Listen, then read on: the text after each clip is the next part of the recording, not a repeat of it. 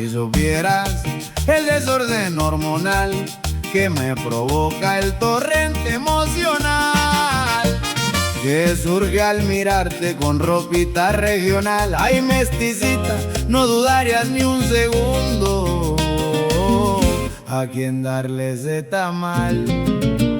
Ser yucateco está de moda, abraza al cabezón y dale un beso con amor.